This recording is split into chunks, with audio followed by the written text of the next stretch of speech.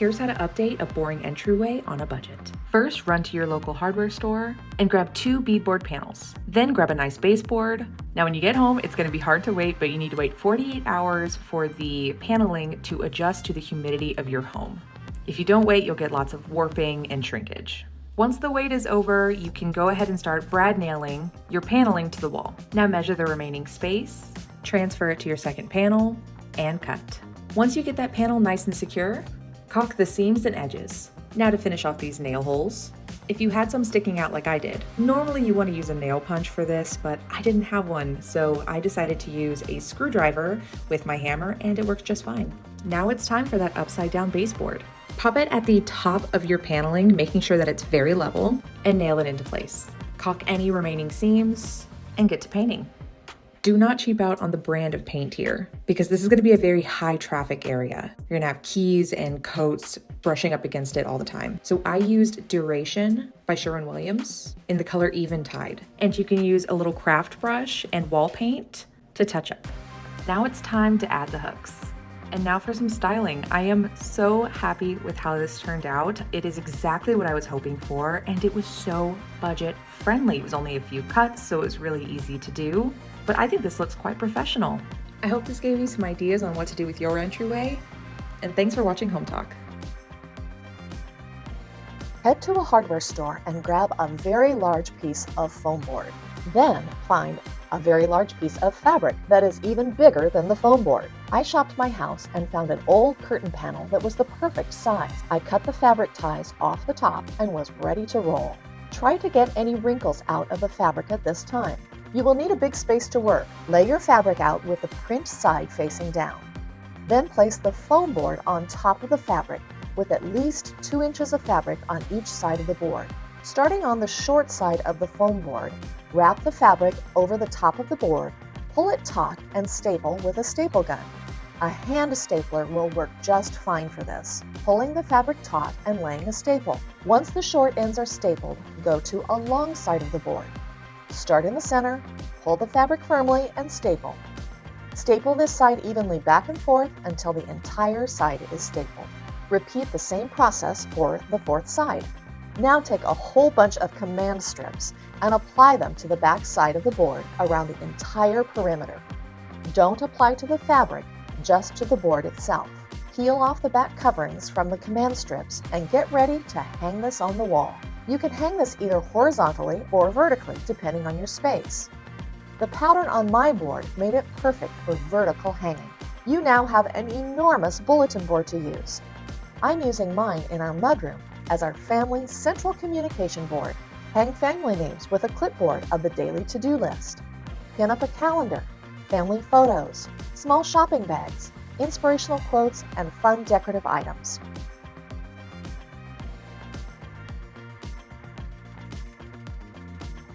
So I found these fan blades at the thrift store, you guys, and I thought that they would be really cute as coat hangers. And you're probably thinking, coat hangers, Royce? Really? Really? So to prepare this fan blade, we're going to do a couple things. We're going to remove this portion because we're actually going to flip it around and attach it differently in order to make a hook. And then you just take that right off. Now, I'm not going to fill my holes because I'm actually going to use this bottom hole to hang something, and I'll use these two to reattach my fan blade the other way. So I'm going to set these aside and we'll come back to these later. So in order to get started, you guys, I did take time to wash these really, really well and remove any dirt or debris from the blade. I'm also taking a sanding block. This is a 320 grit sanding block, and I'm going to sand it one way, and then I'm going to sand it the opposite way. My goal with sanding is not to remove this finish, but it is to remove any shiny portions or slick portions of the surface. And now that I've sanded, I'm going to take just a paper towel or a moist towelette, and I'm going to wipe all the dust off from that sanding. And if I look at my blade and I see any areas that are still shiny, I'm going to go in and just really make sure that I knock that shine back. I'm going to do the same thing with this piece. And what sanding does is just gives the surface some tooth so that the paint can cling on to the surface readily. And now that both my pieces are sanded and I've knocked back most of the shine, Now all I have to do is prime them. Now that I have both pieces primed, I'm going to begin by painting this piece. And for this, I'll be using Wise Owl's Heavy Metal Metallic paint in the color bronze. So now that we have that all painted, we can turn our attention to the fan blade. And I'm going to be using one of the new recycled decoupage papers. This one is called the Grundy Distressed Floral. I love this paper because it has typography, there's some script on there, and you have some grunge on here and these really pretty flowers. And the great thing about this paper in this project is I'll be able to use this one sheet of paper on all 3 blades. I'm just going to use my finger to score that blade so I know exactly where I need to trim. And I still have plenty of paper to cover my other blades. Today I'll be using Wise Owl's 1 Hour Enamel in a matte finish to decoupage. I love the 1 Hour Enamel because it is almost completely cured in only 4 hours. So I'm going to start by applying my 1 Hour Enamel over my surface, and I'm making sure that I completely cover the surface of my blade before I lay my paper down. Always looking from the side to make sure there aren't any areas that are dry or that don't have enough product. Now you guys are used to me using plastic wrap, but today I'll be using a felt covered spatula in order to smooth out my decoupage. You guys can find these on Amazon. They're super affordable. I think they're like $2 a piece. And we're gonna go ahead and decoupage the rest of our blade. Now that my fan blade is all dry, you guys, I can trim it. And I'm simply gonna take a 220 grit sanding block and just run it down and around. I only go one direction because I don't wanna tear my paper or lift it up. And so I'm going down and really focusing on this edge. And I know that that's gonna be a way that I get a really nice, clean trim. I have some paint on my edges, and so I'm just gonna use my sanding block and just sand that off. So now that I've decoupaged this piece, I'm gonna go over it with my same Wise Owl 1 Hour Enamel, and this is going to seal and protect my paper so that it doesn't get scratched or ruined when it's being used. Now that I have my fan blade all painted and decoupaged, doesn't look like completely different. Now it's time for us to attach our hardware from the fan. So what we'll be doing is using the exact same holes that are already in the fan, only now we'll be attaching the hardware like this, and so it'll be used as a hook for jackets, sweaters, wraps, and we are going to simply attach it. Now I'm probably going to go in after I attach these, you guys, and paint them to match the hardware on the fan. I'm not really worried about my hole being super clean because it's going to be covered up anyways. So it goes through the front, and then on the back side is where we'll actually do most of the work for this one. I'm going to put my washer first, and then for my bolt, or my nut I should say, I'm just going to kind of twist it on there just to kind of get it started. And I got washers because I want to make sure that my my hook is going to be as stable as possible, and the washer is going to help with that. So I'm going to continue to tighten these, and then our hook will be installed. And so that's it. Let me show you guys a photo of what it looks like once it's installed. I think it's going to be fabulous. You'll want to pick up some chicken wire when you see how it can organize your life to the hilt. I'm choosing a bulletin board size that can be completely covered with the chicken wire, leaving some additional room to wrap the edges. I'm cutting the chicken wire off the roll that I will need for later. Some reclaimed wood boards are being positioned around the bulletin board to create a frame. I'm measuring the width and height along the inside of the boards to ensure they create a perfect rectangle, then marking the measurements with a pencil. All 4 boards are getting cut using a miter saw, so I end up with 2 identically sized shorter and 2 longer boards. The boards are being repositioned back on the table using a carpenter's square in each corner to help with the square alignment. 2 pencil marks are being drawn on top of the shorter boards in each corner, then pre-drilled with a small drill bit. 1 screw is being inserted into each corner to start. Choosing an old off-white curtain panel with a nice texture, I'm spreading it onto a table, then positioning the bulletin board on top.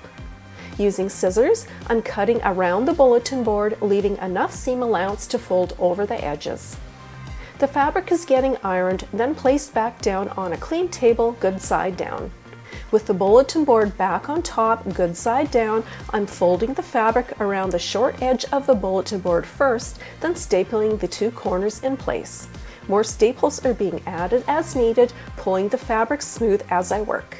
For the corners, I'm running my finger along the current fold so the fabric lays as smooth as possible. I'm now placing the chicken wire on the table, holding it down with thumbtacks so it lays flat. The fabric-covered bulletin board is being positioned in the middle of the chicken wire. Starting with two shorter sides first, I'm pulling on the wire, then wrapping it around the edges and stapling it into place, then continuing the same with the longer sides. Choosing my installation zone, I'm positioning a few boards on top of the furniture piece to the height I want the board to hang. I'm attaching the chicken wire board to the wall using long finishing nails, leaving me the proud owner of the cutest organizing board in the land. I love how the rustic wood marries the simple chicken wire mesh against that soft white fabric so everything has a fresh, neutral look. The chicken wire allows you to use virtually any hooks to hang your accessories, making hanging and dismounting effortless. And the bulletin board allows you to use push pins. While I'm using my board as a decorative command center, it can also be used to hang craft supplies, paintbrushes, tools, dried flowers, receipts, artwork, or whatever you wish. Today's project is going to feature this beautiful vintage shutter. We're going to put that to the side and I'm going to pull out an ordinary canvas drop cloth. That is what we're going to be making some of our organizational pouches out of.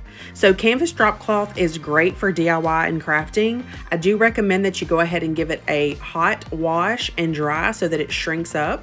And then now it's time to measure. So I laid out my shutter and I knew exactly what size pouches I want to make. And so whatever size your shutter ends up being, just make sure you make your proper measurements and cut here. I'm using pinking shears just to kind of reduce some of the fraying. Not 100% necessary. You could use regular scissors for this step, but I'm gonna get it all cut out and I'm actually gonna create 2 pouches. And then the next step after we're done cutting all this out is going to be to glue the sides together to create faux seams. Now, if you are a seamstress, you absolutely could sew this project, but I'm going to be using the Sure Bonder fabric glue sticks on a low temp glue gun. So there I'm going ahead and putting it on the sides of the pouches to glue them down.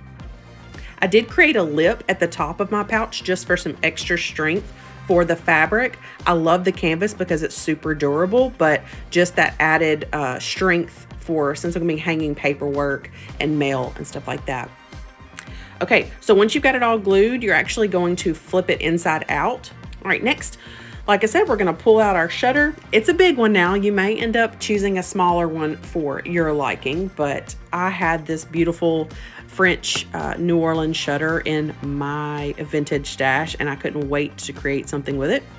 So I'm going to lay out my pouches and then I have some other vintage elements that I'm going to use on this entryway piece. I have a vintage decorative molding piece at the top and a vintage mirror that I have turned into a chalkboard.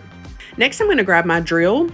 It has a square head bit drill bit on it right now because I'm using some pocket hole screws, which are very nice because number one, they keep you from having to make pilot holes for your drill, for your screw to go in, but they're also decorative because they're a beautiful bronze color. So I think they'll really tie into my vintage southern kind of theme I have going here. So the most important part about screwing a screw into fabric is to keep the fabric near where your screw is going in really nice and taut. That way your fabric doesn't try to spin up into your screw. If you don't try to do this, it will try to spin up into your screw. You will see. All right, I'm just going to get the last of these screws in here on this second pocket. Like I said, it's coming together beautifully. I'm keeping my fabric kind of pulled tight.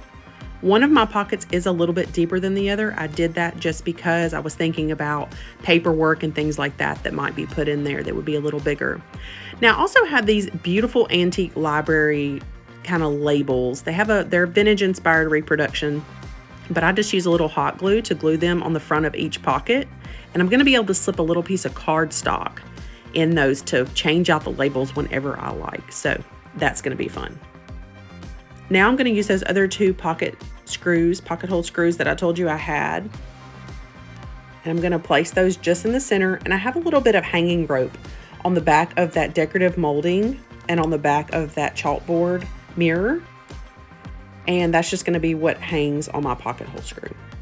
Next, I have these little hooks lying around, and I thought, we always have some extra keys around the house, either in a bowl or in a tray somewhere, and I thought it'd be nice to have them hanging up. So I'm just going to measure out that they're properly spaced and get those nailed in as well.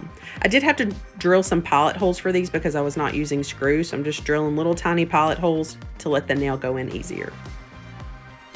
Now, these took a little persuasion to get in. I had to do some gentle yet forceful tapping, but I got all 3 of them in and they look lovely and they are holding nicely. So our design is complete. It looks amazing. I really love all the vintage elements, the repurposing, the unexpected use of the canvas drop cloth. This would look great in any home or office. So I hope you're inspired to make one of your very own.